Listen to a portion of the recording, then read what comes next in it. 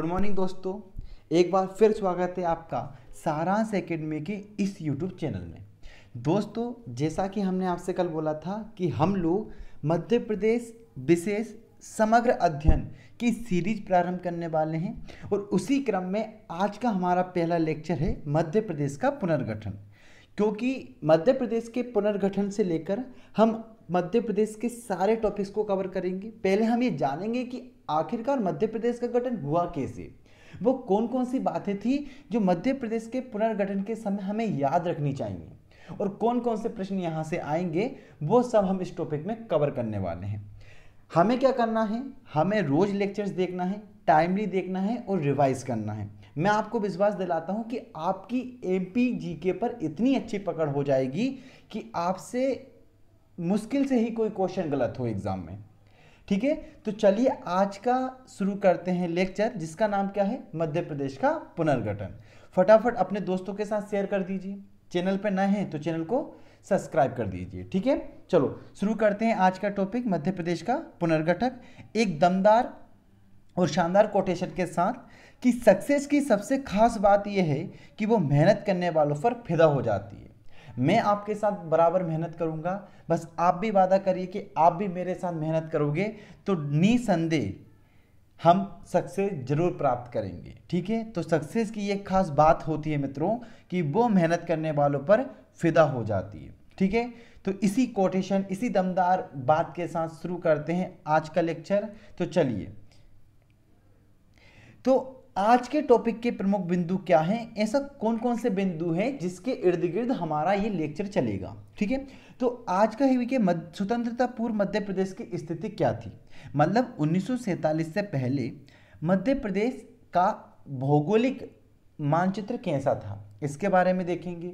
फिर कौन कौन से उसमें परिवर्तन आए। ठीक है, फिर स्वतंत्रता के समय मध्य प्रदेश की स्थिति कैसी थी। फिर राज्य पुनर्गठन आयोग 1953 में गठित हुआ, तो उसके गठन के पीछे पृष्ठभूमि क्या थी और आखिरकार इस राज्य पुनर्गठन आयोग का महत्व क्या है। ठीक है, साथ में ही इसकी सिफारिश पे जो राज्य पुनर्गठन अधिनियम 1956 में पारित होता है, उसके द्वारा मध्य प्रदेश के नक्शे में क्या क्या परिवर्तन आए।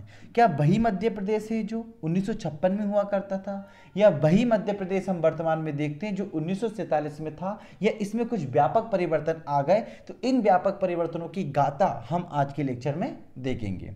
साथ ही साथ मध्य प्रदेश में जिलों का गठन, वर्तमान में 52 जिले मध्य प्रदेश में हैं, परंतु जब इसका गठन हुआ था तब कितने जिले थे और समय समय पर कौन कौन से नए जिलों का गठन हुआ है, इसके बारे में भी हम चर्चा करेंगे।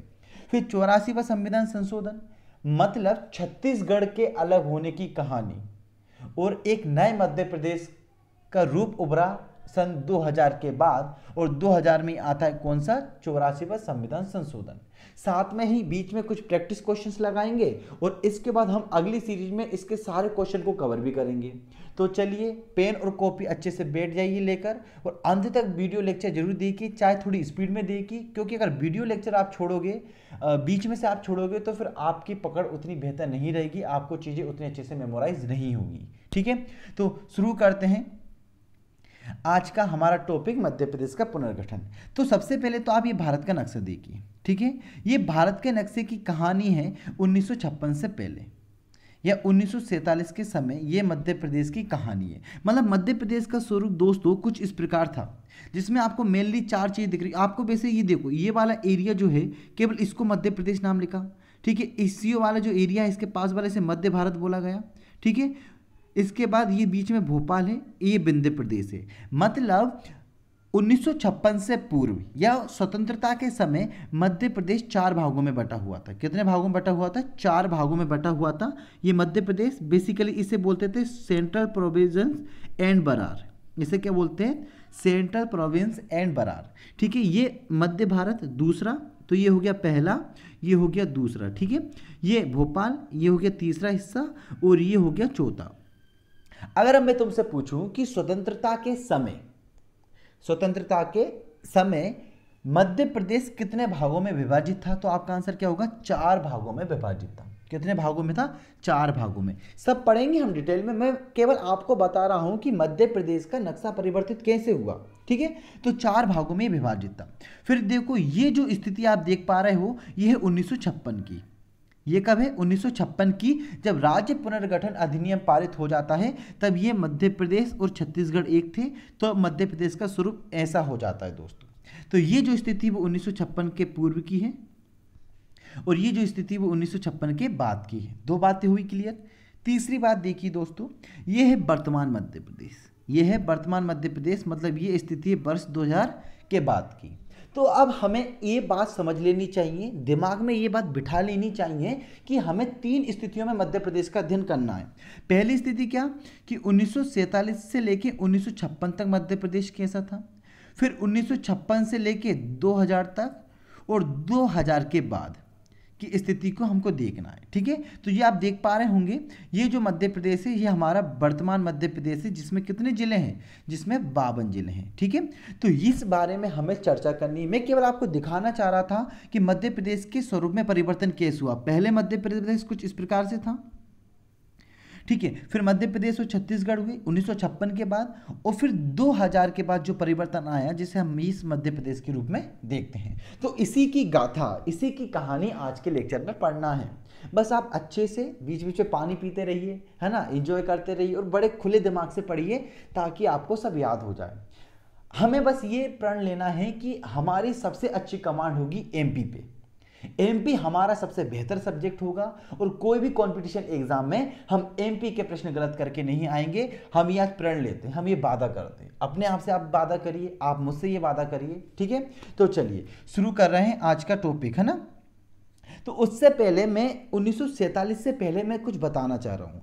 जैसे अगर प्राचीन काल में अगर आप लोग जाइए, ठीक है, तो प्राचीन काल में मध्य प्रदेश कुछ ऐसा नहीं था। मध्य प्रदेश में केवल 2 जनपद आया करते थे, 2 महाजनपद आया करते थे। एक था चेदी महाजनपद दोस्तों, जो इस एरिया में विस्तृत था। कौन सा जनपद? चेदी महाजनपद। ठीक है, हम प्राचीन काल से बता रहे हैं कि प्राचीन काल में मध्य प्रदेश का स्वरूप कैसा था और वर्तमान तक आते आते उसका स्वरूप कैसा हुआ। तो एक कहानी टाइप आप सुन लीजिए बस, कि चेदी महाजनपद यहाँ था और यहाँ पे था अवंती महाजनपद। अवंती महाजनपद, ठीक है। चेदी महाजनपद की राजधानी दोस्तों क्या थी? सुक्तिमती थी। चेदी महाजनपद की राजधानी क्या थी?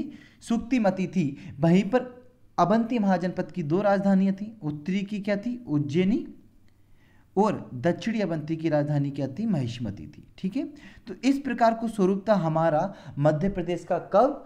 प्राचीन काल में। तो प्राचीन काल में मध्य प्रदेश में 2 महाजनपद हुआ करते थे। आपसे पूछा भी जाएगा कि अवंती महाजनपद की राजधानी क्या थी, तो अवंती महाजनपद की राजधानी 2 थी। उत्तरी अवंती की तो उज्जैनी थी और दक्षिणी अवंती की महिष्मती थी। जबकि एक चेदी महाजनपद हुआ करता था जिसका कुछ भाग हमारे बुंदेलखंड रीजन में आता है और इसकी राजधानी सुक्तिमती थी।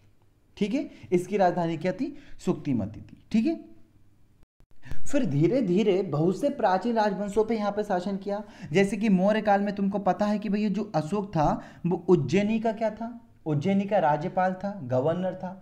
शुंग शासकों ने विदिशा को अपनी राजधानी बनाया, द्वितीय राजधानी। चंद्रगुप्त विक्रमादित्य ने उज्जैनी को अपनी द्वितीय राजधानी बनाया। ठीक है, तो इस प्रकार विभिन्न शासकों ने हमारे मध्य प्रदेश पर शासन किया। साथ ही साथ सल्तनत काल में इल्तुतमिश, बलबन, ठीक है, मोहम्मद बिन तुगलक आदि का संबंध मध्य प्रदेश के इतिहास से रहा।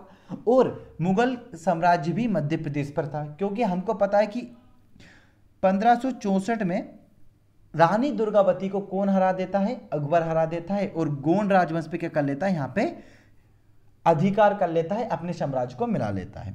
अगर मध्य प्रदेश के राजवंशों की बात करें दोस्तों, तो मध्य प्रदेश में स्वतंत्र मुस्लिम सल्तनत फारूकी वंश ने शासन किया। किसने शासन किया? फारूकी वंश ने शासन किया। साथ ही साथ गौड़ वंश ने मध्य प्रदेश पर शासन किया। सिंधिया और होलकरों ने भी मध्य प्रदेश पर शासन किया। अब हुआ ये क्या कि 1600 में जो है वो अंग्रेज आ जाते हैं और 1600 ईस्वी में अंग्रेज आ जाते हैं और 1757 में प्लासी के युद्ध के बाद अंग्रेजों का प्रभुत्व स्थापित हो जाता है। अंग्रेज क्या करते हैं दोस्तों? 1803 में, कब? 1803 में होलकर और सिंधियाओं से संधि कर लेते हैं। देवगांव की संधि और सुरजी गांव की संधि होलकर और किससे कर लेते हैं? सिंधिया से कर लेते हैं, जिसके कारण अंग्रेजों को मध्य प्रदेश का कुछ हिस्सा प्राप्त हो जाता है। क्या प्राप्त हो जाता है, मध्य प्रदेश का कुछ हिस्सा प्राप्त हो जाता है। और अंततः वो क्या करते हैं 1853 में, कब 1853 में, ये डेट याद रखिए 1853 में वो लोग क्या करते हैं central province agency, central province और बरार के रूप में इसका गठन कर देते हैं मध्य प्रदेश का। ठीक है, तो ये आप ये एरिया देख रहे हैं महाकौशल नागपुर वाला, ये जो एरिया था दोस्तों, अंग्रेजों ने 1853 में, कब अंग्रेजों ने 1853 में इस एरिया पर अधिकार करते हुए इसको क्या नाम दिया, सेंट्रल इंडिया एजेंसी। क्या नाम दिया, सेंट्रल इंडिया एजेंसी। ठीक है, और इसको बोला सीपी एंड बरार, इसको क्या बोला, सीपी एंड बरार। उसकी राजधानी इन्होंने क्या रखी थी, नागपुर रखी थी। ठीक है, तो जो अंग्रेजों का आधिपत्य वाला क्षेत्र ये था और इसको उन्होंने नाम दिया था सीपी एंड बरार। तो अगर आपके माइंड में कभी भी क्वेश्चन आए सीपी एंड बरार अर्थात सेंट्रल प्रोविंस तथा बरार, तो ये जो वो था, वो क्षेत्र था जो ब्रिटिश साम्राज्य के सीधे आधिपत्य में था, उनके प्रत्यक्ष नियंत्रण में था। इसका मतलब ये था कि यहाँ पे अंग्रेजों का ही शासन था, उनकी ही हुकूमत थी। जबकि इस रीजन में, इस क्षेत्र में होलकरों का शासन था, जबकि इस क्षेत्र में दोस्तों सिंधियाओं का शासन था। किसका शासन था, यहाँ पे सिंधियाओं का शासन था और यहाँ पे होलकरों का शासन था। ठीक है, साथ ही साथ ये जो आप देख पा रहे होंगे ये थी भोपाल रियासत। ये कौन सी रियासत थी, भोपाल रियासत। और ये जो वाला एरिया था ये था विंध्य प्रदेश। ये क्या था, विंध्य प्रदेश। तो मैंने आपको कुछ नहीं बताया, मैंने बोला कि प्राचीन काल में जो मध्य प्रदेश था वो अवंती और चेदी महाजनपद के रूप में था। फिर धीरे धीरे मौर्य शासन किया, मौर्यों के बाद शुंग वंश ने शासन किया, गुप्त साम्राज्य ने भी शासन किया। उसके बाद मध्यकाल में सल्तनत काल और मुगल शासकों ने शासन किया और मध्य प्रदेश में बेसिकली फारूकी शासन रहा, गोंड शासन रहा। 1853 में क्या होता है, 1853 में अंग्रेज क्या करते हैं, ये महाकौशल बघेलखंड छत्तीसगढ़ के क्षेत्र पर अधिकार कर इसको नाम देते हैं सेंट्रल प्रोविंस एंड बरार, जिसकी राजधानी वो नागपुर को बनाते हैं। पश्चिमी भाग में होलकरों का और उत्तरी भाग में सिंधिया राजवंशों का शासन था। एक छोटी सी रियासत इन तीनों के मध्य में थी जिसे हमने बोला भोपाल रियासत। क्या थी, भोपाल रियासत। और यहाँ की जो रियासत थी वो विंध्य की रियासतें कहा जाता था। ठीक है, ये छोटी छोटी रियासतें हुआ करती थी और ये पश्चिम की जो रियासतें थी दोस्तों वो बड़ी बड़ी रियासतें हुआ करती थी। इतना समझ में आया आप लोगों को, उम्मीदें समझ में आ गया होगा। और अगर आपकी कोई भी क्यूरी रहे, कोई भी डाउट रहे तो आप हमारे टेलीग्राम चैनल को ज्वाइन कर लीजिए, वहां पे आप अपने डाउट पूछिए, मैं हमेशा उपलब्ध रहूंगा आपको जवाब देने के लिए। ठीक है, टेलीग्राम पे सर्च करिए सारांश हिंदी में और एकेडमी इंग्लिश में सर्च करके आप टेलीग्राम को ज्वाइन कर लीजिए, या हमारे डिस्क्रिप्शन में दी गई हुई लिंक पे जाकर आप टेलीग्राम को ज्वाइन कर सकते हैं। ठीक है, तो ये तो अभी हमने बेसिक कहानी पढ़ी। देखो दोस्तों, आज हम थोड़ा स्लो चलेंगे ताकि आपको एक पृष्ठभूमि निर्मित हो जाए कि आखिरकार मध्य प्रदेश के पुनर्गठन की कहानी कैसी थी। फिर आप धीरे धीरे फ्रैंक हो जाएंगे, फेमिलियर हो जाएंगे, फिर तो हम उसके बाद अच्छे से पढ़ेंगे ही पढ़ेंगे, तो कोई समस्या नहीं। ठीक है, तो ये इतनी कहानी हो गई। अब देखते हैं, चलो मध्य प्रदेश के पुनर्गठन की गाथा। तो मध्य प्रदेश में हमने क्या बोला कि 11 दिसंबर 1853 को, ये डेट आपको थोड़ी दिमाग में रखनी है ताकि ये डेट से आपको पता चलेगा कि 11 दिसंबर 1853 को अंग्रेजों ने नागपुर को अधीन कर मध्य प्रदेश के दक्षिण पूर्वी भाग, तो ये तो हो गया दक्षिण और ये हो गया पूर्वी। ठीक है, इसी को बोलेंगे ना, तो ये हो गया दक्षिण पूर्वी भाग। किसको अधीन करके, भैया नागपुर को अधीन करके। साहब, नागपुर को अधीन करके अंग्रेजों ने दक्षिण पूर्वी भाग पर अधिकार कर लिया। कब, 11 दिसंबर 1853 को। याद करो फटाफट मेरे साथ, 11 दिसंबर 1853 को। अब ब्रिटिश सरकार ने क्या किया, ब्रिटिश सरकार ने प्रशासनिक विभाग के रूप में 1861 में सेंट्रल प्रोविंस तथा बरार, कब, 1936 में। तो दो डेट अब यहाँ याद रखनी है। 1853 में कब्जा कर लिया, 1861 में सीपी मतलब सेंट्रल प्रोविंस, और 1936 में बरार का गठन कर दिया।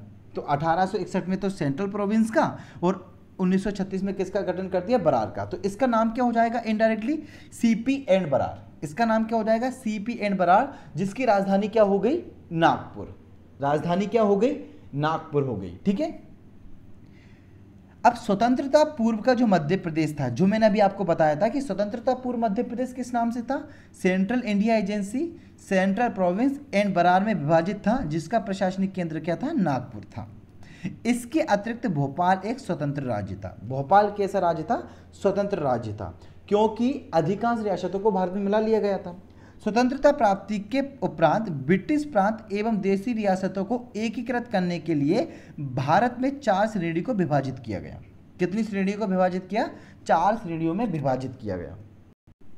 देखिए 1947 में क्या हुआ? 1947 में हमारा भारत आज़ाद हो गया और जो देशी रियासतें थीं 1947 का अधिनियम ये कहता था कि देशी रियासतें या तो भारत में विलय हो जाएं, मतलब भारत में मिल जाएं, या वो पाकिस्तान में मिल जाएं, या वे अपने आप को स्वतंत्र रख सकती। ये कौन सा अधिनियम बोलता था? 1947 का भारत स्वतंत्रता अधिनियम ये कहता था। अब चूंकि अगर देशी रियासतें भारत में स्वतंत्र रूप से रहती तो ना जाने कितने देश बन जाते हैं। तो देशी रियासतों का एकीकरण का जो दायित्व सौंपा गया वो सौंपा गया सरदार वल्लभ भाई पटेल को। लौह पुरुष सरदार वल्लभ भाई पटेल को क्या किया गया? देशी रियासतों के एकीकरण का कार्य सौंपा गया। ठीक है, उनके साथ मेनन महोदय थे, तो इन दोनों ने क्या किया? देशी रियासतों का एकीकरण प्रारंभ किया।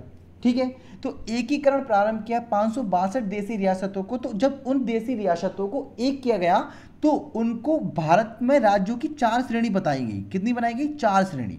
कौन कौन सी? ए श्रेणी के राज्य, बी श्रेणी के राज्य, सी श्रेणी के राज्य और डी श्रेणी के राज्य। अब आपको ये क्यों समझना है? जब हम पढ़ते हैं कि जो मध्य भारत था वो पार्ट बी में था, CP and Berar part A में था, विंध्य प्रदेश और भोपाल पार्ट सी में रखे गए, तो वो क्या थे आखिरकार? Part A, part B, part C क्या थी? श्रेणी ए, श्रेणी बी, श्रेणी सी क्या थी?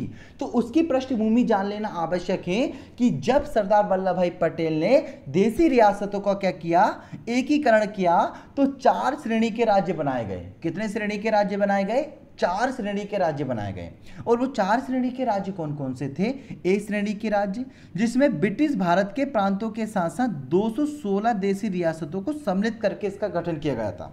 मतलब जो ऐसे प्रांत जो ब्रिटिशर्स के अधीन के, अंग्रेजों के प्रत्यक्ष नियंत्रण में थे, साथ ही साथ 216 रियासतों को मिलाकर, कितनी? 216 रियासतों को मिलाकर कौन सी श्रेणी के राज्य बनाए गए? ए श्रेणी के राज्य बनाए गए। तो आपको समझ में आया ना कि ए श्रेणी के राज्य कैसे बनाए गए? ब्रिटिश भारत के प्रांत साथ साथ 216 देशी रियासतों को सम्मिलित करके। ठीक है, 216 देशी रियासतों। अब इसके अंतर्गत कौन कौन आते थे? जो बड़े बड़े राज्य थे, जैसे कि असम था, बिहार था, बंबई था, मध्य प्रांत था, मद्रास था, पश्चिम बंगाल, आंध्र प्रदेश। इस प्रकार टोटल 10 राज्य, कितने? 10 राज्यों को ए श्रेणी के अंतर्गत रखा गया। कितने राज्यों को? 10 राज्यों को ए श्रेणी के अंतर्गत रखा गया। तो उस टाइम जो बड़े राज्य हुआ करते थे, तो ऐसे करके टोटल 10 राज्यों को ए श्रेणी में रखा गया था। ठीक है, ए श्रेणी में। दूसरा, बी श्रेणी के राज्य, 275 देशी रियासतों को नई प्रशासनिक इकाई के रूप में गठित किया गया और बी श्रेणी के राज्य बनाया गया।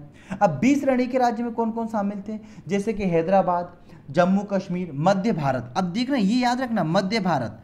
मध्य भारत कैसे बनता है? तो जो सिंधिया और जो होलकर राजवंश थे, इनकी रियासतों को मिलाकर, बड़ी बड़ी रियासतों को मिलाकर मध्य भारत बनता है, और यही मध्य भारत को पार्ट बी में रखा जाता है। तो जो बी श्रेणी के राज्य होते हैं उसमें हमारा मध्य भारत भी था, मध्य प्रदेश का। और जो सीपी बरार था दोस्तों, वो ए श्रेणी के राज्य में आता था, क्योंकि ब्रिटिश भारत के प्रांत। और सीपी बरार कौन सा प्रांत था? ब्रिटिश भारत का प्रांत था, इसलिए उसको ए श्रेणी में रखा। मध्य भारत देशी रियासतें थी, इसलिए उसको बी श्रेणी में रखा। ठीक है, तो ऐसे करके कुल 8 राज्यों को बी श्रेणी के राज्यों में रखा, जिसमें हमारा मध्य प्रदेश का क्या था? मध्य भारत भी था। ठीक है, सी श्रेणी के राज्य 61 देशी रियासतों को एकीकृत करके सी श्रेणी के राज्य बनाए। ठीक है, जैसे कि अजमेर, बिलासपुर, भोपाल, दुर्ग, दिल्ली, हिमाचल प्रदेश, त्रिपुरा और विंध्य प्रदेश। याद रखना, विंध्य प्रदेश। तो जब हम बोलते हैं कि विंध्य प्रदेश पार्ट सी का भाग था, तो वो इसलिए था क्योंकि सी श्रेणी में 10 राज्य रखे गए थे। कितने रखे गए थे? 10 राज्य रखे गए थे जब 4 श्रेणी के राज्य बनाए गए थे। तो उन्हीं 10 राज्यों में कौन था? एक विंध्य प्रदेश था, इसलिए हम कहते हैं कि विंध्य प्रदेश पार्ट सी का भाग था। क्यों? क्योंकि राज्यों का जब गठन हो रहा था, 4 श्रेणी में जब राज्यों को डिवाइड किया गया था, तो उसमें विंध्य प्रदेश सी श्रेणी में आता था, पार्ट सी में आता था, और भोपाल भी पार्ट सी में आता था। तब हम बोलते हैं दोस्तों, हम ऐसे ही नहीं कह देते कि CP and Berar part A में था, मध्य भारत पार्ट बी में था, विंध्य प्रदेश और भोपाल पार्ट सी में था, क्योंकि यह व्यवस्था भारत सरकार के द्वारा की गई थी जब देशी रियासतों का एकीकरण किया गया था, जब राज्य के निर्माण की प्रक्रिया चल रही थी, तब जाके ये हुआ। ठीक है, तो ये कॉन्सेप्ट आपको पता होना चाहिए कि 4 श्रेणी के राज्य में बटे हुए थे और उन्हीं 4 श्रेणियों का हिस्सा था मध्य प्रदेश के विभिन्न भाग। और फिर डी श्रेणी के राज्य में तो दोस्तों केवल अंडमान निकोबार द्वीप समूह आता है। क्या आता है? अंडमान निकोबार द्वीप समूह। तो देखो 1947 में जो राज्यों की श्रेणियां बनी थी उसमें पार्ट ए का हिस्सा कौन था? CP and Berar. क्योंकि मैंने बताया कि पार्ट ए किससे मिलकर बना था? पार्ट ए बना था ब्रिटिश प्रांत और 216 देशी रियासतों से, जिनकी संख्या कितनी थी? जिनकी संख्या 10 थी और उन्हीं में से हमारा एक था सीपी एंड बरार, जिसको किसका हिस्सा बनाया? पार्ट ए का, श्रेणी ए का हिस्सा बनाया। पार्ट बी किससे मिलकर बना? पार्ट बी 275 देशी रियासतों में से मिलकर बना। हैदराबाद, जम्मू कश्मीर, मैसूर जैसी देशी रियासत, ठीक है, उन्हीं में से हमारा एक था मध्य भारत। तो मध्य भारत को कौन से पार्ट में सम्मिलित किया गया? पार्ट बी में सम्मिलित किया गया। तीसरा क्या था? पार्ट सी, जो कि 61 देशी रियासतों से मिलकर बनी और इनकी संख्या भी कितनी थी दोस्तों? 10 थी। और इसी में हमारा मध्य प्रदेश और भोपाल सम्मिलित किया गया पार्ट सी में। अब मैं आपसे कुछ प्रश्न पूछ रहा हूं, आप उसका जवाब दीजिए कि सीपी एंड बरार किस पार्ट का भाग था? किसका था? पार्ट ए का। मध्य भारत का प्रांत किस पार्ट का भाग था? तो वो था पार्ट बी का। और विंध्य प्रदेश व भोपाल किसका था? पार्ट डी का, पार्ट सी का, सॉरी, पार्ट डी का तो कोई भाग था ही नहीं, क्योंकि पार्ट डी में तो केवल एकमात्र बेटा था, वो था अंडमान निकोबार द्वीप समूह। तो ये 1947 में राज्यों की 4 श्रेणियां बनी थी और उन्हीं 4 श्रेणियों में हमारी 4 जो बड़े भूखंड थे वो 3 श्रेणियों में समा गए थे। ठीक है, तो एक बार देख लीजिए, ये है पार्ट ए। पार्ट ए में शामिल किया गया सेंट्रल प्रोविंस एंड बरार को, जिसकी राजधानी क्या थी? नागपुर। जिसकी राजधानी क्या थी? नागपुर थी। दूसरा, अब देखना ये किस किस से? छत्तीसगढ़, बघेलखंड, महाकौशल और नागपुर से। दूसरा देखिए, यह है पश्चिम की बड़ी रियासतें। तो इस बड़ी रियासतों में ग्वालियर के सिंधिया और उज्जैन, इंदौर के होलकर इंपॉर्टेंट थे। ठीक है, और इसकी जो राजधानी बनाई गई, 2 राजधानी बनाई गई, एक इंदौर बनाई गई और एक ग्वालियर बनाई गई। ग्वालियर जो थी वो 6.5 महीने के लिए बनाई गई थी, जबकि इंदौर कितने महीने के लिए बनाई? दोस्तों याद रखिए, इंदौर बनाई गई थी 5.5 महीने के लिए। हम आगे पढ़ेंगे। ये देखिए भोपाल, ये पार्ट सी का हिस्सा है। और ये विंध्य प्रदेश, जिसकी राजधानी क्या थी? रीवा थी, ये भी पार्ट सी का हिस्सा थी। ठीक है, तो देखो सीपी एंड बरार किसका हिस्सा हो गई? Part A. मध्य भारत किसका हिस्सा हो गया? पार्ट बी का। और विंध्य प्रदेश और भोपाल किसका हिस्सा हो गया? पार्ट सी का हिस्सा हो गया। ये देखिए थोड़ा सा जूम करके। और पार्ट ए की राजधानी क्या हो गई? नागपुर, ये याद रखिए। पार्ट बी की राजधानी 2 हो गई, पहली तो हो गई ग्वालियर और दूसरी हो गई इंदौर। ग्वालियर 6.5 महीने के लिए और इंदौर थी 5.5 महीने के लिए, और इंदौर जो थी ग्रीष्मकालीन राजधानी थी। और पार्ट सी के 2 हिस्सा थे, विंध्य प्रदेश और भोपाल। भोपाल की राजधानी भोपाल ही थी, ठीक है, और रीवा की जो थी वो विंध्य प्रदेश की राजधानी थी। चलिए अब हम एक एक करके डिटेल में पढ़ते हैं एक एक पार्ट को। उम्मीद है इतना आपको समझ में आ गया होगा, है ना। चलो पार्ट ए की चर्चा करें दोस्तों, तो पार्ट ए में central province and Berar, Mahakoshal और छत्तीसगढ़ को शामिल किया गया था। कहानी हम समझ चुके कि श्रेणी ए, श्रेणी बी, श्रेणी सी और श्रेणी डी राज्यों का गठन कैसे हुआ, ये कहानी हम समझ चुके हैं, अपने दिमाग में बिठा लीजिए।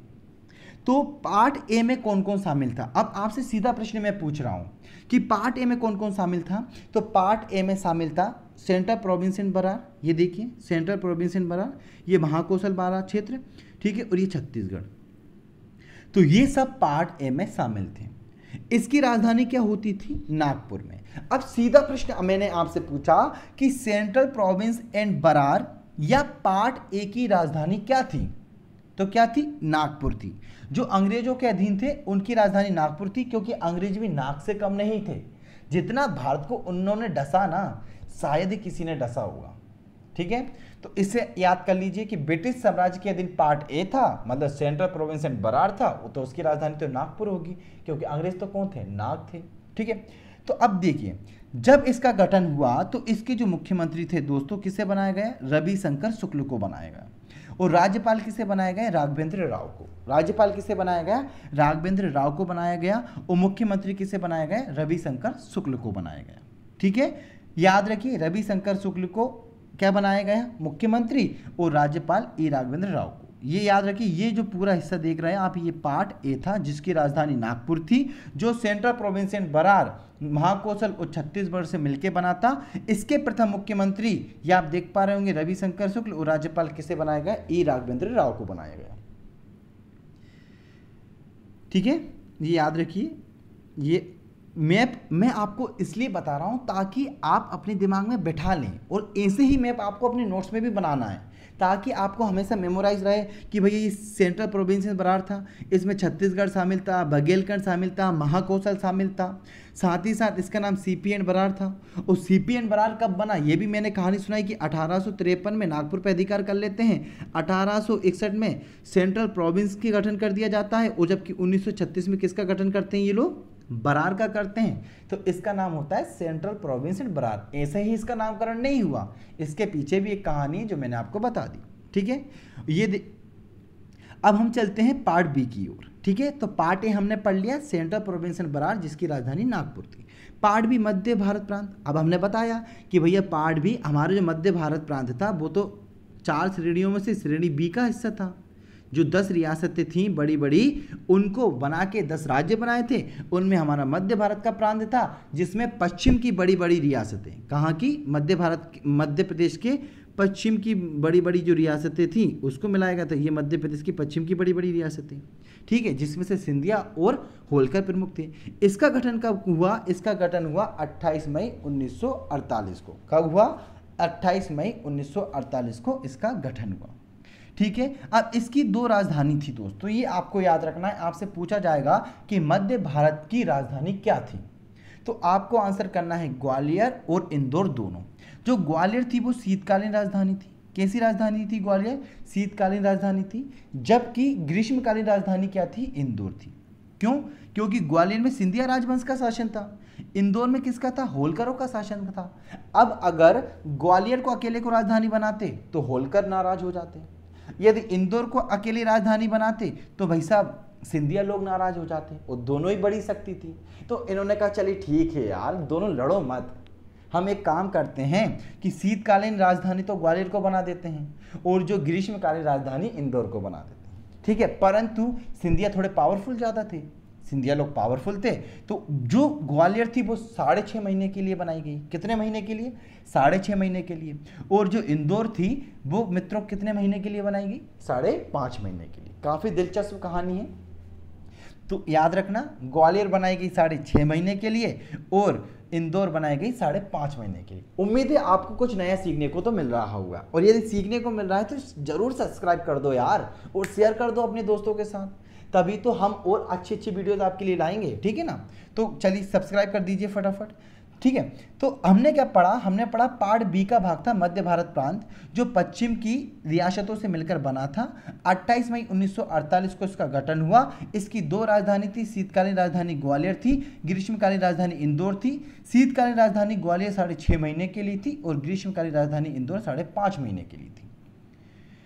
अब मध्य भारत के प्रथम जो मुख्यमंत्री थे दोस्तों वो कौन थे? लीलाधर जोशी। तो मध्य भारत के प्रथम मुख्यमंत्री किसे बनाया गया? लीलाधर जोशी। अब देखो 1947 में इसका गठन हो रहा है और 1956 तक इसके शासन को चलाने वाले कोई ना कोई तो रहेंगे ना, तो इनके शासन को चलाने के लिए वहां पर किनका गठन? मुख्यमंत्री बनाए गए, राज्यपाल बनाए गए। ठीक है, तो मध्य प्रदेश के प्रथम मुख्यमंत्री कौन थे? लीलाधर जोशी। और प्रथम राज्यपाल कौन थे? तकतमल जैन। मध्य भारत के जो राज्यपाल थे वो तकत पे बैठते थे, इसलिए उनको तकतमल जैन कहा गया। और मध्य भारत के जो प्रथम मुख्यमंत्री बने थे उनकी लीला तो वो ही जानते थे। ठीक है, तो जिनकी लीला अलग होगी उनको मध्य भारत का प्रथम मुख्यमंत्री बनाएंगे, और भैया मध्य भारत के प्रथम राज्यपाल तो तकत पे बैठते थे, ये आप देख पा रहे होंगे। ठीक है, तो ये याद रखिए। तो ये हमने पढ़ लिया पार्ट बी। पार्ट बी में उज्जैन नहीं याद रखना है आपको, इंदौर और ग्वालियर याद रखना है, जिनकी राजधानी थी 5.5-6.5 महीने के लिए। और मध्य भारत के प्रथम मुख्यमंत्री लीलाधर जोशी थे, प्रथम राज्यपाल तकतमल जैन थे। अब चलिए आगे बढ़ते हैं। अब देखते हैं पार्ट सी, विंध्य प्रदेश। पार्ट सी का गठन दोस्तों 12 मार्च 1948 को हुआ था। कब हुआ था? 12 मार्च 1948 को। और 1 जनवरी 1950 को ये पार्ट सी का दर्जा मिला। मतलब गठन इसका 1948 को हो गया था, परंतु पार्ट सी का दर्जा कब मिला? 1950 को, 1 जनवरी 1950 को। ठीक है, पर देखो गठन 12 मार्च को हुआ, पर इसे विंध्य प्रदेश का नाम कब दिया गया? तो इसे 35 रियासतों को सम्मिलित किया गया था दोस्तों 4 अप्रैल के दिन। कब किया गया था? 4 अप्रैल के दिन। आपको ये डेट याद नहीं रखनी ना, ये एग्जाम में पूछी जाएगी। बस आप इतना याद रखना कि विंध्य प्रदेश पार्ट सी का हिस्सा था, हम पढ़ चुके हैं। कितनी रियासतों से मिलकर बना? तो 36 रियासतों से। कुछ बुक्स में 35 है, कुछ में 36 है, तो इतना लोड मत लीजिए। 35-36 रियासतों से मिलकर विंध्य प्रदेश बना था, इतना याद रखिए। ये देखिए, ये आप हरे कलर में देख पा रहे होंगे, यही विंध्य प्रदेश जो मिलकर बना था। इसकी राजधानी जो सबसे इंपॉर्टेंट है वो है रीवा। आपसे सीधा पूछा जाएगा कि भैया विंध्य प्रदेश की राजधानी क्या थी? तो रीवा थी। चलो उंगली पे एक बार याद करते हैं। सेंट्रल प्रोविंस एंड बरार की राजधानी क्या थी? नागपुर थी। मध्य भारत की राजधानी क्या थी? 2 थी। एक ग्वालियर थी जो कि 6.5 महीने के लिए थी, शीतकालीन थी। इंदौर थी जो 5.5 महीने के लिए थी, ग्रीष्मकालीन थी। और विंध्य प्रदेश की राजधानी क्या हो गई? रीवा। रीवा विंध्य प्रदेश की राजधानी हो गई। रीवा के राजा मार्तंड सिंह देव को राज प्रमुख बनाए गए। तो भाके भैया राजा थे मार्तंड सिंह देव, उनको रीवा का राज प्रमुख बनाया गया। और 1952 में पंडित शंभुनाथ शुक्ला को मुख्यमंत्री बनाया गया। पंडित शंभुनाथ शुक्ला को, इन्हीं के नाम पे शहडोल में दोस्तों यूनिवर्सिटी भी है, विश्वविद्यालय भी है। तो हमने पार्ट सी के बारे में क्या क्या देखा, एक बार मेरे साथ याद करिए फटाफट। कि गठन 12 मार्च 1948 को हुआ और 36 रियासतों को मिलाकर 4 अप्रैल को पूरी तरीके से ये बना। 1950 में पार्ट सी का दर्जा दिया गया। इसकी जो राजधानी थी वो क्या थी? रीवा थी। और रीवा के राजा मार्तंड सिंह देव इसके राज्य प्रमुख बने और शंभुनाथ शुक्ला कौन बने? मुख्यमंत्री बने। ठीक है, अब आते हैं भोपाल राज्य, जिसे हमने किस में शामिल किया था? पार्ट सी को। अब आपका मन में विचार आता होगा, part A Central province and Berar, B Madhya Bharat का बरार, मध्य भारत, सी विंध्य प्रदेश और डी भोपाल। नहीं भैया, डी में तो केवल कौन था? अंडमान निकोबार द्वीप समूह था। तो भोपाल को शामिल किस में करेंगे? सी में करेंगे ना, क्योंकि भोपाल को शामिल करके 10 राज्य बनाए गए थे।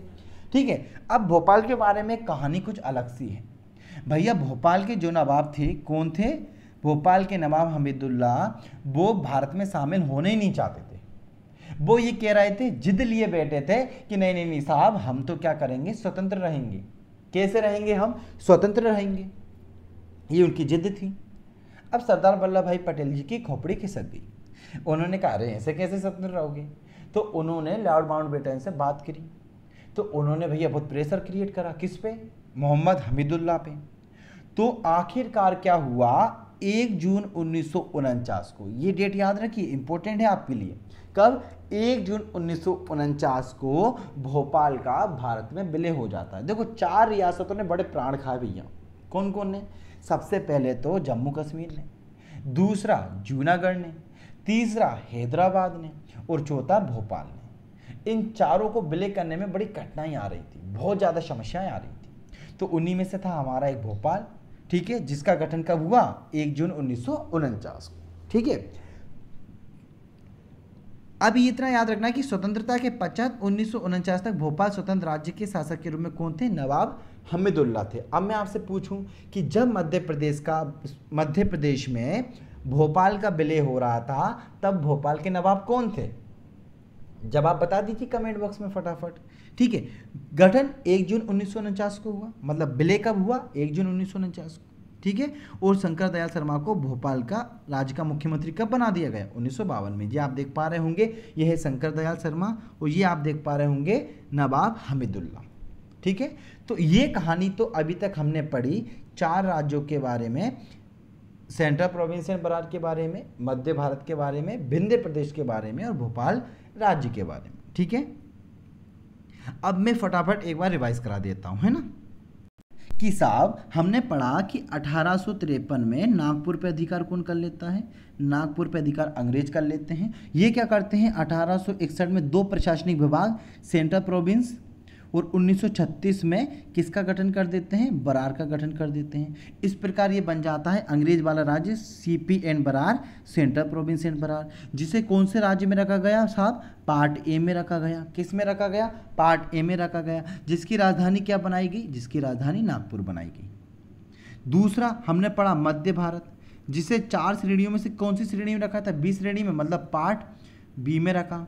किस में रखा? पार्ट बी में। इसकी 2 राजधानी बनाई, एक इंदौर बनाई, एक ग्वालियर बनाई। इंदौर की राजधानी किसको बनाया गया दोस्तों? इंदौर जो है ग्रीष्मकालीन राजधानी बनाई गई 5.5 महीने के लिए, ग्वालियर शीतकालीन राजधानी बनाई गई। फिर हमने क्या पढ़ा? फिर हमने पढ़ा विंध्य प्रदेश, जिसे पार्ट सी में रखा। इसकी राजधानी कौन थी? रीवा थी। इसकी राजधानी कौन थी? रीवा थी। फिर हमने पढ़ा भोपाल, जिसका विलय कब हुआ? 1 जून को हुआ। इसका विलय कब हुआ? 1 जून 1949 को हुआ, और ये पार्ट सी का हिस्सा थी, और इसकी राजधानी भोपाल ही थी। ठीक है, तो इतना अभी हमने पढ़ा। चलिए अब हम थोड़ा आगे बढ़ते हैं, और फटाफट मैं तुम्हें कुछ क्वेश्चंस बता देता हूँ, है ना? कमेंट बॉक्स में बता दीजिए। सीपी एंड बरार की राजधानी क्या थी? रीवा, भोपाल, नागपुर और ग्वालियर। बताइए फटाफट कमेंट बॉक्स में, है ना? दूसरा प्रश्न बताओ, विंध्य प्रदेश किस पार्ट का हिस्सा थी? Part A, part B, part C, part D, किसका हिस्सा थी? अभी तो पढ़ा है, जल्दी जल्दी करो, कमेंट करो। ठीक है, उसके बाद भोपाल का विलय मध्य प्रदेश में कब हुआ? 1 जून 1948 को, 1 जून 1949 को, 1 जून 1950 को, या इनमें से कोई नहीं? ठीक है, उम्मीदें आ रहे, अब तो आंसर याद हो गया होगा ना, तो लिखो ना कमेंट बॉक्स में, क्या दिक्कत है? जल्दी जल्दी करो। फिर मध्य भारत प्रांत की राजधानी क्या थी? ग्वालियर थी, इंदौर थी, या इंदौर व ग्वालियर दोनों थी, या इनमें से कुछ नहीं? ठीक है, तो ये फटाफट कमेंट बॉक्स में बता दीजिए, है ना? वेट कर रहा हूँ, देखता हूँ कौन कौन सही जवाब देता है, कौन कौन वीडियो सही से देख रहा है। अब राज्य पुनर्गठन आयोग 1953। राज्य पुनर्गठन आयोग 1953 के गठन से पहले मैं आपको कुछ बता देता हूँ। ठीक है, देखिए 1947 के बाद जो 4 श्रेणियां बनी थी राज्यों की, इनके आधार पर राज्यों का गठन होना था। ठीक है, और राज्यों का जो गठन था वो प्रशासनिक आधार पर करने का निर्णय लिया गया। देखो, सबसे पहले जेपीपी समिति गठित की गई, जवाहरलाल नेहरू, सरदार वल्लभ भाई पटेल और पट्टाभी सीतारामैया की अध्यक्षता में। तो उन्होंने भी ये कहा कि जो राज्यों का गठन है वो प्रशासनिक आधार पर होना चाहिए, ना कि भाषाई आधार पर। इसका मतलब ये था कि जो एक जैसी भाषा बोलते हैं उनका राज्य नहीं बनाना चाहिए, बल्कि भौगोलिक सुविधा की दृष्टि से, प्रशासनिक सुविधा की दृष्टि से राज्यों का गठन किया जाना चाहिए था। ये किसने बोला? जेपीपी समिति ने। फिर एस के धर की अध्यक्षता में एक समिति गठित की, राष्ट्रपति राजेंद्र प्रसाद ने। इन्होंने भी भैया यही बोला कि राज्यों का जो गठन होना चाहिए वो प्रशासनिक आधार पर होना चाहिए।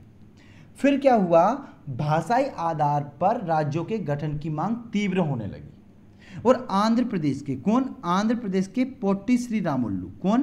पोट्टी श्री रामुलु क्या हुए? पोट्टी श्री रामुलु जो थे दोस्तों, वो बैठ गए अनशन पे कि अगर तुम हमारा आंध्र प्रदेश नहीं बनाओगे तो मैं अनशन पे बैठ गया, और मैं तब तक खाना नहीं खाऊंगा जब तक तुम हमारी मांग ना मान लो। अब भैया वो आमरण अनशन पे बैठ गए। तो ऐसा क्या होता है, लगभग 53 दिन अनशन करने के बाद पोट्टी श्री रामुलु चल बसे, भगवान को प्यारे हो गए। अब सरकार के ऊपर दबाव आ जाता है, क्योंकि आंदोलन और विद्रोह बहुत तेज गति से होने लगते हैं, और आंध्र प्रदेश को भाषाई के आधार पर गठन करने की मांग बहुत तीव्र होने लगती है। सरकार के ऊपर दबाव आ जाता है। तो इस दबाव के कारण सरकार 1 अक्टूबर 1953 को आंध्र प्रदेश राज्य का गठन कर देती है। किसका गठन कर देती है? आंध्र प्रदेश राज्य का गठन कर देती है। और 1 अक्टूबर 1953 को आंध्र प्रदेश भाषाई आधार पर गठित होने वाला पहला राज्य बन जाता है। यह आपसे पूछा भी जाता है कि भाषाई आधार पर गठित होने वाला पहला राज्य कौन सा था? तो वो राज्य था 1 अक्टूबर 1953। ठीक है, तो अब इसी भाषाई आधार पर राज्यों का गठन करने के लिए 1953 में, कब? 1953 में 29 दिसंबर 1953 को, 29 दिसंबर 1953 को फजल अली की अध्यक्षता में फजल अली आयोग अर्थात राज्य पुनर्गठन आयोग का गठन किया जाता है। कब किया जाता है? 29 दिसंबर 1953 को, ताकि वे भाषाई आधार पर राज्यों का गठन कर सकें। किस आधार पर? भाषाई आधार पर। ठीक है, तो ये पृष्ठभूमि होती है कि जो 4 श्रेणियों में राज्य बनते हैं उनका गठन करना था राज्यों के रूप में। पहला विचार ये था कि प्रशासनिक आधार पर राज्यों का गठन करें। जेपीपी समिति ने भी यही बोला, एस के धर समिति ने भी यही बोला, परंतु पोट्टी श्री रामुलु बच्चों जैसे अड़ जाते हैं। 1953 में वो अनशन करते हैं। 53 दिन के अनशन के बाद उनकी मौत हो जाती है, और आंध्र प्रदेश को 1 अक्टूबर 1953 को भाषाई आधार पर गठित होने वाला पहला राज्य का दर्जा मिल जाता है। और फिर 29 दिसंबर 1953 में फजल अली की अध्यक्षता में, किसकी अध्यक्षता में? फजल अली की अध्यक्षता में राज्य पुनर्गठन आयोग का गठन किया जाता है कब? 1953 में। उसी के बारे में हमको देखना है, ठीक। तो पहला शानदार और मस्त प्रश्न क्या हैगा कि राज्य पुनर्गठन आयोग का गठन कब हुआ था? तो कब हुआ था? 29 दिसंबर 1953। रट लो, जल्दी जल्दी रटो। 29 दिसंबर 1953। फटाफट वीडियो पॉज करो और दोबारा रिवाइज करो। क्या बोलोगे कि 29 दिसंबर 1953 को राज्य पुनर्गठन आयोग का गठन हुआ। अध्यक्ष कौन थे साहब? तो अध्यक्ष थे फजल अली। अब आप बोलोगे सर ये कौन थे? तो फजल अली दोस्तों सर्वोच्च न्यायालय के भूतपूर्व न्यायाधीश थे। कौन थे? सर्वोच्च न्यायालय के भूतपूर्व न्यायाधीश। दो सदस्य कौन थे? तो पंडित हृदयनाथ कुंजरू और के.एम. पडिक्कर। दो सदस्य कौन थे? हृदयनाथ कुंजरू, ठीक है, हृदयनाथ कुंजरू और के.एम. पडिक्कर। तो मैं अभी आपसे बोलूँगा कि भैया जो फजल अली थे वो हृदय से पढ़ते थे, पडिक्कर मतलब पढ़ते थे, इसलिए उन्हें राज्य पुनर्गठन आयोग का अध्यक्ष बनाया गया। तो याद हो गया, फजल अली किससे पढ़ते थे? हृदय से पढ़ते थे। तो हृदय से हृदयनाथ कुंजरू और पढ़ते थे से पडिक्कर। पढ़ते से क्या हो जाएगा? पडिक्कर, ठीक है। तो ये थे। राज्य पुनर्गठन आयोग की सिफारिश पर दोस्तों 1956 में एक अधिनियम पारित होता है जिसे राज्य पुनर्गठन अधिनियम कहते हैं। जिसे क्या बोलते हैं? राज्य पुनर्गठन अधिनियम कहते हैं। और इसी अधिनियम के द्वारा 14 राज्य और 6 केंद्र शासित प्रदेशों का गठन कर दिया जाता है। कितने? 14 राज्य और 6 केंद्र शासित प्रदेशों का गठन कर दिया जाता है, ठीक है। चलिए अब देखिए गठन कब हुआ राज्य पुनर्गठन आयोग का? तो 29 दिसंबर 1953। याद हो गया? हो गया ना? चलो, अध्यक्ष कौन थे? फजल अली। कौन थे? फजल अली, ठीक है। फजल अली इसके अध्यक्ष थे। फजल अली क्या करते थे? हृदय से पढ़ाई करते थे। तो हृदय से हो गया हृदयनाथ कुंजरू। सदस्य कौन हो गए? हृदयनाथ कुंजरू। पढ़ते थे मतलब के.एम. पडिक्कर। पढ़ते थे मतलब के.एम. पडिक्कर। दूसरा प्रश्न क्या है सर? दूसरा प्रश्न यह है कि राज्य पुनर्गठन अधिनियम 1956, अधिनियम 1956 किसकी सिफारिश पर पारित हुआ? तो वो राज्य पुनर्गठन आयोग की सिफारिश पर पारित हुआ। कब पारित हुआ साहब? तो वो हुआ 1956 में। और इसी अधिनियम के आधार पर कितने राज्य बने? 14 राज्य बने। कितने राज्य बने? 14 राज्य बने। और कितने केंद्र शासित प्रदेश बने? 6 केंद्र शासित यूनियन टेरिटरी बने, ठीक है। अब मैं एक बात आपको यहाँ ध्यान देने योग्य है कि देखो, अगर आपसे पूछे कि राज्य पुनर्गठन आयोग, तो आप जवाब देना 1953, 29 दिसंबर 1953 कि राज्य पुनर्गठन आयोग कब गठित हुआ? तो 29 दिसंबर 1953। पर आपसे पूछे कि राज्य पुनर्गठन अधिनियम कब आया? तो वो 1956। यहाँ पे 1953 नहीं लगाना है तुम्हें, ये आप मिस्टेक करोगे मुझे पता है। यहाँ पे आपको 1953 नहीं लगाना है, आपको लगाना है 1956, ठीक है। आयोग आए तो 29 दिसंबर 1953 लगाना है, ठीक है। चलिए अब देखिए कितने राज्य बने थे भैया? अभी बताओ। 14 राज्य बने थे, 6 केंद्र शासित प्रदेश बने थे। तो वो 14 राज्य कौन कौन से थे? तो वो थे आंध्र प्रदेश, असम, बिहार, मुंबई, जम्मू कश्मीर, केरल, मध्य प्रदेश।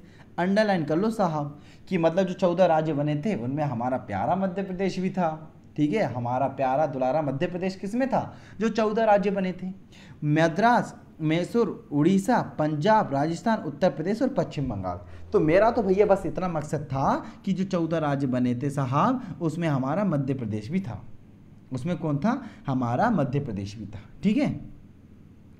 अब देखो, अब मेरी बात सुनो, मध्य प्रदेश में जो 14 राज्य बने थे, ठीक है। अब देखना यहाँ पे, यहाँ से मैं एक लाइन ड्रॉ कर रहा हूँ, ठीक है। ये मैंने एक लाइन ड्रॉ कर दी, ये वाली, ठीक है।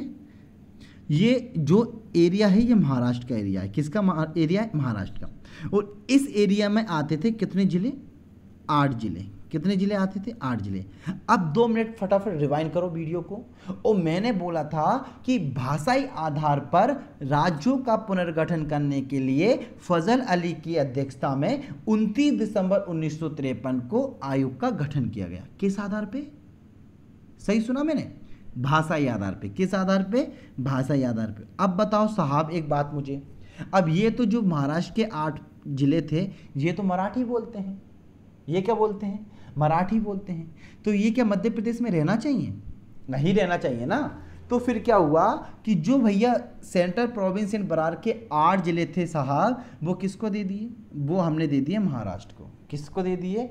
महाराष्ट्र को दे दिए। क्यों दे दिए? क्योंकि साहब वो तो मराठी बोलते थे और राज्यों का जो गठन हुआ था साहब वो भाषाई आधार पर हुआ था, तो हम उनको कैसे रख सकते थे? नहीं रख सकते थे ना। तो हमने क्या किया, भाषाई आधार पर इनका गठन किया। वो 8 जिले कौन कौन से थे? बुल्ढाना, अकोला, अमरावती, यवतमाल, वर्धा, नागपुर, भंडारा और चांदा। ठीक है। और शेष पार्ट ए को, मतलब ये बचा खुचा जितना भी जो शेष पार्ट ए दिख रहा है ना, ये वाला हिस्सा, ठीक है, ये वाला जो हिस्सा दिख रहा है ना, ये वाला, ये शेष पार्ट ए को मध्य प्रदेश में शामिल कर लिए गए। तो ये आप देख पा रहे होंगे, है ना। आगे देखते हैं। मंदसौर जिले की भानपुरा तहसील को, किसकी? मंदसौर जिले की भानपुरा तहसील के सुनील ठप्पा को छोड़कर शेष भाग मध्य प्रदेश में मिला लिया गया। अब मेरी बात सुनो, देखो यहाँ पे थी, यहाँ पे क्या थी? भानपुरा, यहाँ पे क्या थी? भानपुरा, ठीक है। और यहाँ कोटा में जो थी वो क्या थी? सिरोंज। तो हमने कहा भाई राजस्थान की सिरोंज कोटा में थी और भानपुरा कहाँ पे थी? मंदसौर में थी। हमने कहा अदला बदली कर लो। क्या कर लो कि साहब भानपुरा तुम ले लो जो कि मंदसौर में है, विदिशा हमें दे दो जो कि कोटा में है। तो हमने क्या किया, हमने भानपुरा उनको दे दिया। किसको? राजस्थान को दे दिया, जो कि मंदसौर, सॉरी भानपुरा का सुनील ठप्पा, माफ करिए, भानपुरा का कौन? सुनील ठप्पा। भानपुरा तहसील का सुनील ठप्पा हमने किसको दे दिया? राजस्थान को दे दिया। जबकि कोटा का जो सिरोंज था वो हमने उनसे ले लिया। ठीक है, कोटा का सिरोंज हमने किससे ले लिया? राजस्थान वालों से ले लिया। तो हमने अदला बदली कर ली कि एक दो एक लो। एक हमने क्या दिया? हमने दिया सुनील ठप्पा जो कि मंदसौर का भाग था। हमने लिया क्या? हमने सिरोंज लिया। सिरोंज को कौन से किस में मिला लिया? विदिशा में मिला लिया। ठीक है। तो ये प्रश्न आपसे पूछा जाएगा कि राजस्थान से सिरोंज को लेकर किस में जिले में शामिल किया गया? तो वो विदिशा में शामिल किया गया। और जो सुनील ठप्पा था वो किसका भाग था? मंदसौर का भाग था, जो हमने किसको दे दिया? राजस्थान को दे दिया। तो राजस्थान की कोटा जिले की सिरोंज तहसील को विदिशा में लेके आए और मंदसौर के सुनील ठप्पा को हमने भैया राजस्थान को दे दिया। और शेष जो बी भाग था, जो पूरा बी भाग था, उसको हमने क्या कर लिया? उसको हमने मध्य प्रदेश में मिला लिया। मतलब ये वाला जो 8 जिले थे, ये जो 8 जिले थे वो हमने किसको दे दिए? वो महाराष्ट्र को दे दिए। ठीक है। इधर हमने सुनील ठप्पा दे दिया, विदिशा ले लिया। अब पूरा विंध्य प्रदेश को मिला लिया, पूरा विंध्य प्रदेश को एज इट इज, पूरा विंध्य प्रदेश को मिला लिया, पूरे भोपाल को एज इट इज मिला लिया। केवल परिवर्तन कहीं पर आए तो वो पार्ट ए में आया 8 जिलों का, और पार्ट बी में आया किस किस का? सुनील ठप्पा और विदिशा का। विदिशा हमने लिया, सुनील ठप्पा उनको दिया। बस इस प्रकार 1 जनवरी को, कब? सॉरी 1 नवंबर 1956 को, 1 नवंबर 1956 को हमारा मध्य प्रदेश का गठन हो जाता है। कब हो जाता है? 1 नवंबर 1956 को। ये थी मध्य प्रदेश के गठन की कहानी। उम्मीद है इतना आपको समझ में आ गया होगा। ठीक है, ठीक है। तो भोपाल राज्य मध्य प्रदेश में मिला ले गया और नवीन मध्य प्रदेश की जो राजधानी किसे बनाया गया? भोपाल को बनाया गया, जो सीहोर जिले की तहसील थी। मतलब भोपाल तो साहब जिला था ही नहीं स्वतंत्रता के समय, पुनर्गठन के समय। वो तो एक तहसील थी। किसकी तहसील थी? सीहोर की तहसील थी। ये क्वेश्चन भी पूछा जाता है कि भैया 1956 में भोपाल क्या थी? तो सीहोर की एक तहसील थी, जिला नहीं था। अब वही तो देखेंगे आगे चल के हम लोग। तो अब देखो 1956 में कैपिटल भोपाल को बना दिया। कितने संभाग हैं? 8 संभाग हैं, 43 जिले हैं। तो अगर मैं आपसे पूछूं कि जब मध्य प्रदेश का पुनर्गठन हुआ था तब कितने संभाग थे? तो आप बोलोगे सर 8 संभाग थे। जिले कितने थे? तो आप बोलोगे सर 43 जिले थे, 43 जिले थे। कितने जिले थे? 43 जिले थे। चलिए आगे बढ़ते हैं। अब देखते हैं जिलों का पुनर्गठन। अब मैंने बोला भोपाल तो तहसील थी ना सीहोर की। किसकी तहसील थी? सीहोर की तहसील थी। ठीक है। तो सीहोर की तहसील थी। तो अब डेट याद रखो आप, 26 नवंबर 1972। मतलब 1 नवंबर 1956 से 1972 तक कुछ नहीं हुआ, सब शांत था, अच्छा भला चल रहा था, खुशहाल मध्य प्रदेश धीरे धीरे विकास कर रहा था, तरक्की कर रहा था। अचानक से आंख खुलती है 1972 में भोपाल के लिए। अरे यार भोपाल राजधानी है, वैश्विक स्तर पर उसकी पहचान है, परंतु वो तो एक जिला तक नहीं है। तो अब क्या हुआ? सरकार के द्वारा 26 नवंबर 1972 को 2 नए जिले बनाए गए। कितने नए जिले बनाए गए? 2 नए जिले बनाए गए। एक बनाया गया भोपाल सीहोर से अलग करके, राजनांदगांव दुर्ग से अलग करके। ये आप देख पा रहे होंगे, राजनांदगांव छत्तीसगढ़ में है, ये दुर्ग जिला से अलग करके राजनांदगांव बनाया गया था छत्तीसगढ़ में, क्योंकि 2000 से पहले तो छत्तीसगढ़ मध्य प्रदेश का भाग था ना। और भोपाल बनाया गया 1972 में। तो पहला प्रश्न, भोपाल जिला कब बना? सर 26 नवंबर 1972 को भोपाल जिला बना। दूसरा प्रश्न मैंने आपसे पूछा कि भैया भोपाल किससे अलग होके बना? तो आप बताओगे सर ये तो हमको पता है, सीहोर से होके अलग होके बना। ठीक है, तो 1972 में कितने जिले बने? दूसरा प्रश्न। तो मैंने आपको ऑप्शन दिए 1, 2, 3, 4। तो आपका जवाब होगा नहीं नहीं सर, हमको तो पता है कि 2 नए जिले बने थे 1972 में। तो 1972 में 2 नए जिले बने। भोपाल जिले का निर्माण दोस्तों सीहोर से अलग होके और राजनांदगांव का निर्माण दुर्ग से अलग होके कर दिया जाता है। ये मैप में देखिए, मैं बता रहा हूँ, मैं मैप इसलिए लेके आया ताकि आपको बहुत बेहतरीन तरीके से विजुअलाइजेशन हो सके। अब इस समय मुख्यमंत्री कौन थे? श्यामचरण शुक्ल थे। अभी आप कभी नहीं पढ़ोगे कि भैया कि जब 1972 में नए जिले का गठन हुए थे 2, भोपाल और राजनांदगांव का, तो मुख्यमंत्री कौन थे? श्यामचरण शुक्ल थे। कौन थे? श्यामचरण शुक्ल थे। और राज्यपाल कौन थे? सत्यनारायण सिन्हा। ठीक है, तो श्याम भगवान और सत्यनारायण सिन्हा, सत्यनारायण भगवान की कथा तो सुनी होगी। तो श्यामचरण और सत्यनारायण दोनों कौन थे? एक मुख्यमंत्री थे, एक राज्यपाल थे। अब साहब 43 जिले में 2 जिले और जुड़ चुके हुए और अब संख्या हो गई 45। कितनी संख्या हो गई? 45 संख्या हो गई। और एक संभाग, इधर बस्तर संभाग का भी गठन कर दिया जाता है। ठीक है, तो इस प्रकार संभाग की संख्या कितनी हो गई? 9 संभाग हो जाते हैं, क्योंकि एक संभाग का गठन कहाँ पे कर दिया जाता है? छत्तीसगढ़ जिले में कर दिया जाता है। तो कितने जिले हो गए? 45 जिले हो गए, 9 संभाग हो गए। अब आता है 1998 का वो दिन, ये सबसे इंपॉर्टेंट है। 1998 में दोस्तों 16 नए जिलों का गठन होता है। कितने नए जिलों का गठन होता है? 16 नए जिलों का गठन होता है। अब आपको यहाँ पे याद रखना है, ये 16 जिले होते वो एक साथ गठित नहीं होते, बल्कि पहली बार में 10 और दूसरी बार में 6 जिलों का गठन होता है मई और जून में। 10 जिलों का गठन कब होता है? मई में, जो अभी चल रहा है। अगले महीने कितने जिलों का गठन होगा? 6 जिलों का गठन होगा। तो अब याद रखिए 1998 में 2 समिति गठित होती हैं, ये याद रखना है, दिमाग पे थोड़ा जोर दे लो। हाँ, BR दुबे समिति। कौन सी समिति? BR दुबे समिति। इसका गठन होता है 25 मई 1998 को। कब होता है? 25 मई 1998 को। और इस समिति की सिफारिश पर 10 जिलों का गठन होता है। दूसरी समिति आपको याद रखना है सिंहदेव समिति। इसका गठन होता है 30 जून 1998 को। कब होता है? 30 जून 1998 को। और कितने नए जिले बनते हैं? 6 नए जिले। तो 16 नए जिले बनते हैं 1998, जिनमें से जो 10 जिले तो हैं वो BR दुबे समिति की सिफारिश पर गठित होते हैं 25 मई 1998 को, और 6 नए जिले गठित होते हैं सिंहदेव समिति की सिफारिश पर 30 जून 1998 को। अब मेरी बात सुनिए, जो 10 जिले गठित होते हैं वर्तमान मध्य प्रदेश में से, उनमें से केवल कितने हैं? 4 हैं। कौन कौन से? बड़वानी जो कि खरगोन से अलग होता है, श्योपुर जो कि मुरैना से अलग होता है। ठीक है, मैप में दिखाऊंगा मैं आपको। तो बड़वानी किससे अलग होके? खरगोन से। श्योपुर जो कि मुरैना से अलग होके, कटनी जो कि जबलपुर से अलग होके, ढिंडोरी जो कि मंडला से अलग होके। तो BR दुबे की समिति में, अब मैंने आपसे प्रश्न पूछा कि BR दुबे समिति की सिफारिश पर 25 मई 1998 को 10 जिलों का गठन किया गया। उनमें से वर्तमान मध्य प्रदेश में कितने जिले शामिल हैं? तो दोस्तों आपका जवाब क्या होगा? 4 जिले शामिल है सर, हमको पता है। बड़वानी जो कि खरगोन जिले से अलग हुआ, श्योपुर जो कि मुरैना जिले से अलग हुआ, कटनी जो कि जबलपुर से अलग हुआ, ढिंडोरी जो कि मंडला से अलग हुआ। ठीक है, बाकी कोरिया, जसपुर, जांजगीर चांपा, कोरबा, कांकेर, दंतेवाड़ा ये छत्तीसगढ़ में बने थे 6 जिले। सिंहदेव समिति की सिफारिश पे 6 नए जिलों का गठन हुआ, जिनमें से साहब मध्य प्रदेश में कितने थे? 3 थे। मतलब BR दुबे की समिति की सिफारिश पे जो गठित हुए थे उनमें से 4 मध्य प्रदेश में है। सिंहदेव समिति की सिफारिश पे जो गठित हुए वो 3 हैं।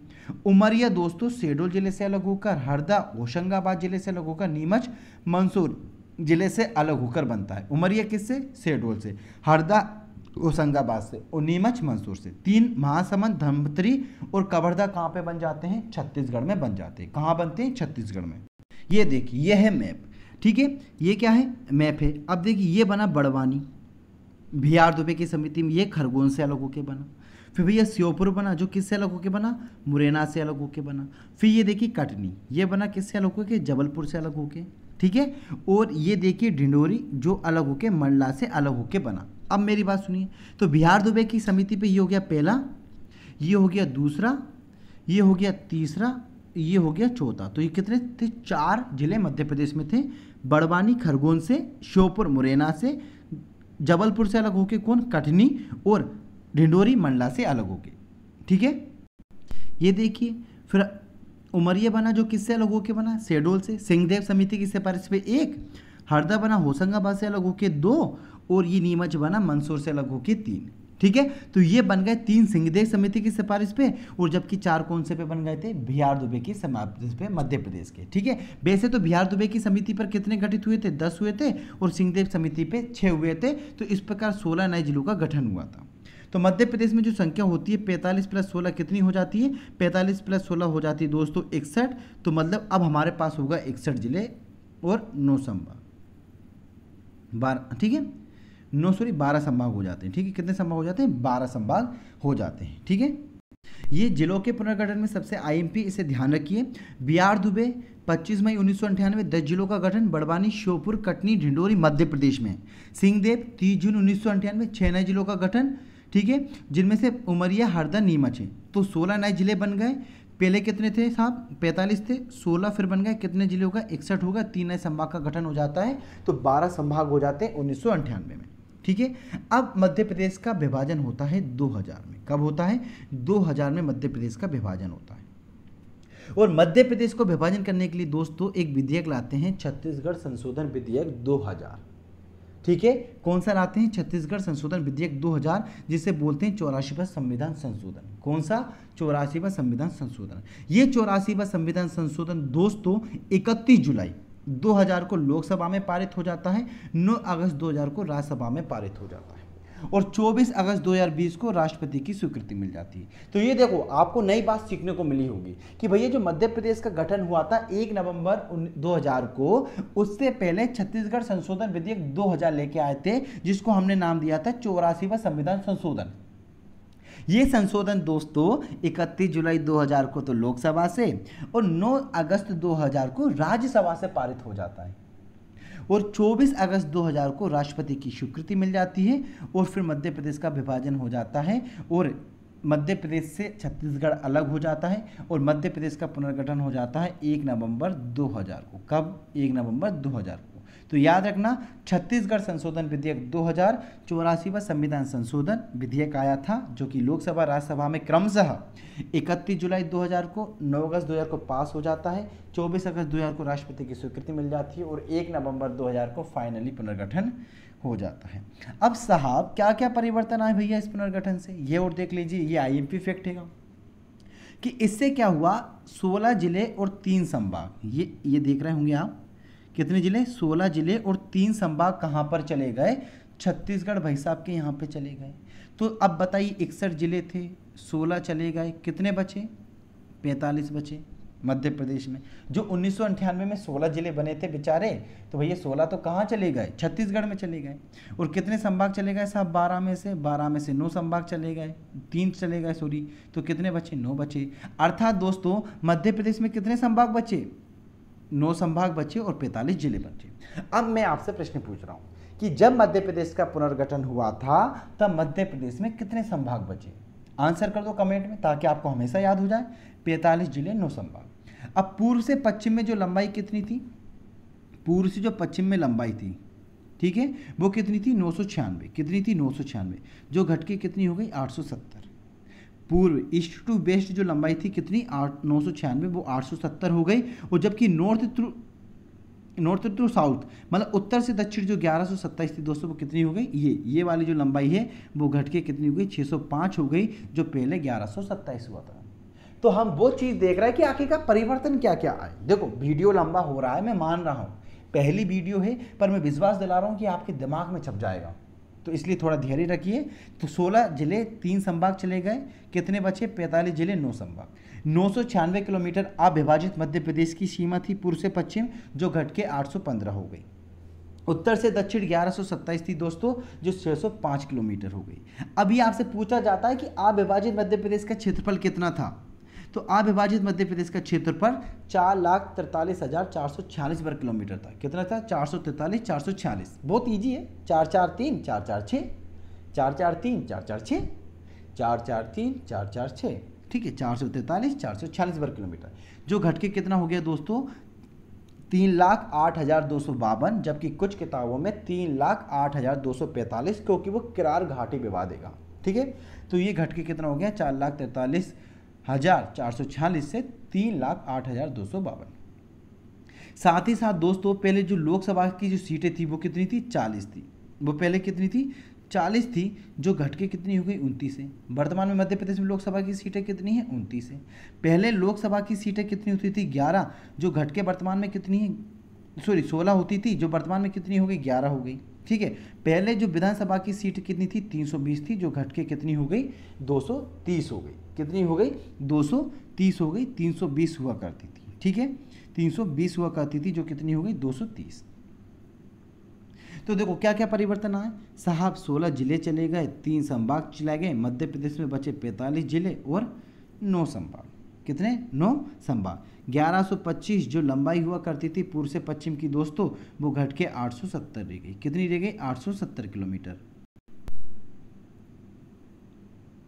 माफ करिए, ये 927 है कि 927 से घट से कितनी हो गई 870 हो गई। ठीक है, वो जो 1125 थी वो कितनी हो गई दोस्तों 605 हो गई। उसके बाद क्या हुआ, उसके बाद ये हुआ कि जो लोकसभा सीटें थी कितनी 40 थी, वो घट के कितनी हो गई 29 हो गई।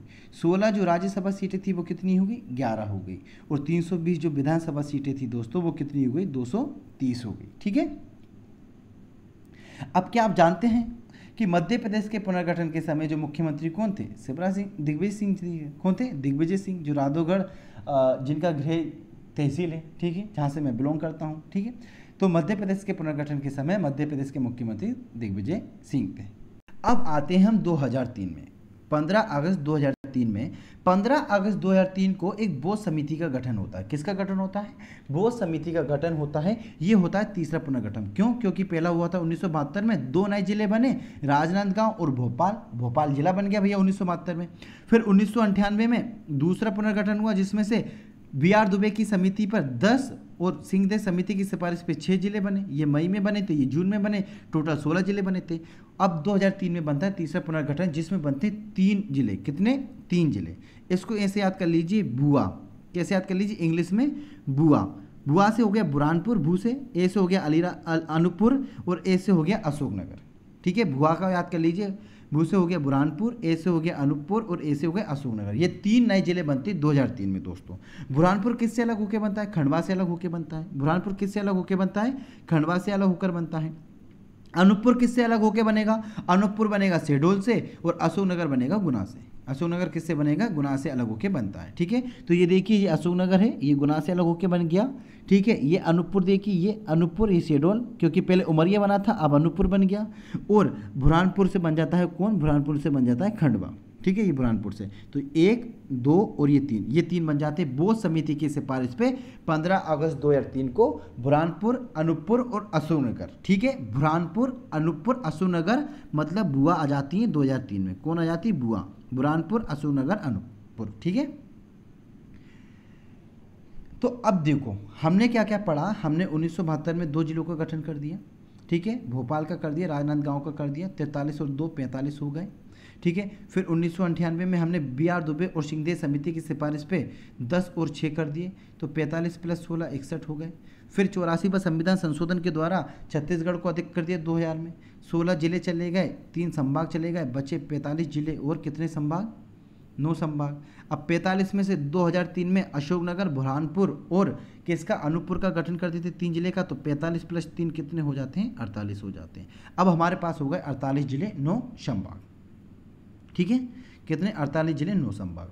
अब 18 जून 2008 को, कब 18 जून 2008 को एक नया संभाग बन जाता है, जिसे हम बोलते हैं शहडोल संभाग। ये आप देख पा रहे होंगे। ठीक है, यह है शहडोल संभाग, जो प्रारंभ में 4 तहसीलों से मिलकर बना था। कितनी तहसीलों से, 4 तहसीलों से मिलकर बना था। शहडोल, उमरिया, अनूपपुर। मैंने आपको बताया था जो शहडोल से उमरिया अलग हुआ था 1998 में, और अनूपपुर अलग हुआ दोस्तों 2000 में। कब, 2003 में, सॉरी, है ना, 2003 में। और अनूपपुर का अलग हुआ 1998 में, सॉरी, उमरिया हुआ 1998 में, माफ़ी चाहूँगा, उमरिया हुआ 1998 में, अनूपपुर हुआ 2003 में। तो अगर मैं कहूँ कि अगर 1998 से पहले शहडोल ही एक संभाग था, ये मान लो, क्योंकि ये 3 जिले, अब एक और जिला इसमें शामिल किया गया था दोस्तों, वो ढिंडोरी जिला शामिल किया गया था। कब किया गया था? ढिंडोरी किया गया था, जिसे बाद में जबलपुर संभाग में शामिल कर लिया जाता है। जबलपुर है, इसमें ढिंडोरी को शामिल कर लिया जाता है। तो वर्तमान में कितने जिले हैं? तो वर्तमान में तो मात्र 3 जिले हैं। कितने हैं? 3 जिले हैं। ठीक है, इतना याद रखिए। तो अब मैं आपसे पूछ रहा हूं कि शहडोल संभाग का गठन कब हुआ? 18 जून 2008 को। कब हुआ? 18 जून 2008 को हुआ। और ये संभाग मध्य प्रदेश के उत्तर पूर्वी भाग में स्थित है। ये देखिए उत्तर पूर्वी भाग में स्थित है। इसमें जिलों की संख्या कितनी है? 3 है। तो इस प्रकार हमारे संभागों की संख्या कितनी हो गई? 10 हो गई। कितने हो गई? 10 हो गई। शहडोल, उमरिया और अनूपपुर 3 आते हैं। आपसे पूछा जाएगा कि शहडोल संभाग में कौन शामिल नहीं है, तो आपका आंसर क्या होगा? ढिंडोरी नहीं है, क्योंकि ढिंडोरी पहले था, अब जबलपुर में आ गया है। वर्तमान में तो शहडोल, उमरिया, अनूपपुर है। उमरिया 1998 में शहडोल से अलग होकर बना था और अनूपपुर 2003 में बना था। ठीक है, क्या आप जानते हैं कि जब शहडोल का गठन हुआ था, शहडोल संभाग का, तब इसमें शहडोल, अनूपपुर, उमरिया और ढिंडोरी जिले आते थे, परंतु ढिंडेरों को जबलपुर संभाग में शामिल कर लिया गया बाद में। ठीक है, जान लो भैया, बता रहे हैं तो आपको। ठीक है, अब आइए 2008 में। तो 2008 में एक संभाग बन गया, उसका नाम है शहडोल संभाग, जिसमें 3 जिले आते हैं। शहडोल आता है, उमरिया आता है और अनूपपुर आता है। अब हम चर्चा कर ले रहे हैं जनाब, हम चर्चा करेंगे 2008 में 2 नए जिलों का निर्माण होता है।